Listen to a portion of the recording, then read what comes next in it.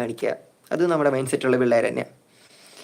ഓസിറ്റോ bro, എൻ്റെ main purpose ഒരു dash cam പോലെ വണ്ടിയിൽ സെറ്റ് ചെയ്യാനാണ്. ബ്രോ, വണ്ടിയിലേക്ക് ആക്ഷൻ ക്യാം സെറ്റ് ചെയ്യാതിരിക്കണതാണ് നല്ലത്. കാരണം എന്ന് വെച്ച് കഴിഞ്ഞാൽ ചില സമയത്ത് വണ്ടി തിരിച്ച് ചെയ്യേണ്ട ഓഫ് ചെയ്തിട്ട് മറന്നു പോകും. അപ്പോൾ ആക്ഷൻ ക്യാം വണ്ടിയിൽ നിന്ന് മോഷണം പോകാനായിട്ട് സാധ്യത കൂടുതലാണ്. നമ്മൾ പെട്ടെന്ന് വണ്ടി നിർത്തിയിട്ട് പോകുന്ന സമയത്താണെങ്കിലും വണ്ടിയിൽ നമ്മൾ ആക്ഷൻ ക്യാം മറന്നു. പറ്റാവുന്നതും ഹെൽമെറ്റുമ്പോൾ തന്നെ മൗണ്ട് ചെയ്യുക.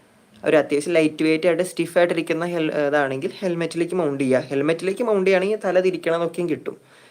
വണ്ടിയിലേക്ക് കൃത്യമായിട്ട് ഫിറ്റ് ചെയ്യുകയാണെങ്കിൽ 360 ആണ് നല്ലത്. കാരണം ഫ്രണ്ടും ബാക്കും നമ്മുടെ എല്ലാം കിട്ടും. വണ്ടിയിലേക്ക് ഫിറ്റ് ചെയ്യുകയാണെങ്കിൽ 360 ആണ് നല്ലത്. സൗണ്ട് കുറച്ചായിരിക്കും കിട്ടണേ, ഓഡിയോ ക്വാളിറ്റി കുറയും. പക്ഷേ എനിക്ക് തോന്നുന്നു വണ്ടിയുമ്പോൾ ഫിറ്റ് ചെയ്യണേക്കാളും ബെറ്റർ. കാരണം വണ്ടി എപ്പോൾ വേണമെങ്കിലും മറിഞ്ഞ് വീഴുമ്പോൾ എന്ന് വെച്ചാൽ ഫിറ്റ് ചെയ്യുന്ന സ്ഥലത്ത് നിന്ന് ക്യാമറ വീണിട്ട് സ്ക്രാച്ച് വരാം. ഹെൽമെറ്റിലേക്ക് ഫിറ്റ് ചെയ്ത് കഴിഞ്ഞ് കഴിഞ്ഞാൽ കുറച്ച് കുറയും. വണ്ടിയിൽ നിന്ന് കിട്ടുന്ന സ്ക്രാച്ചിനേക്കാളും കൂടുതൽ കുറയും. ഹെൽമെറ്റ് എപ്പോഴും നമ്മൾ സൂക്ഷിച്ച് പിടിച്ച് നടക്കുന്നതാണെങ്കിൽ. പറ്റുമെന്ന് ഹെൽമെറ്റും വയ്ക്കുക. ഹെൽമെറ്റ് ഫിറ്റ് ചെയ്യില്ലെങ്കിൽ ചെസ്റ്റിൽ ക്യാം വയ്ക്കാൻ നോക്കുക. ചെസ്റ്റിൽ ഒരു സ്ട്രാപ്പ് വെച്ചിട്ട് വയ്ക്കുക.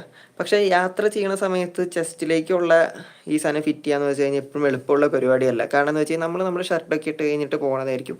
അപ്പോൾ അത് എപ്പോഴും മൂര ഫിറ്റ് ചെയ്യാന്ന് പറഞ്ഞു കഴിഞ്ഞാൽ എളുപ്പമുള്ള പരിപാടിയല്ല. ഞാൻ പറയുന്നത് ഹെൽമെറ്റുമ്പോൾ ഫിറ്റ് ചെയ്യുക എന്നാണ് ഞാൻ പറയുക. പിന്നെ വണ്ടിയുമ്പോൾ ഫിറ്റ് ചെയ്യുന്ന പ്രശ്നമൊന്നുമില്ല. വണ്ടിയിലേക്ക് മാത്രമായിട്ട് ഫിറ്റ് ചെയ്യുകയാണെങ്കിൽ 360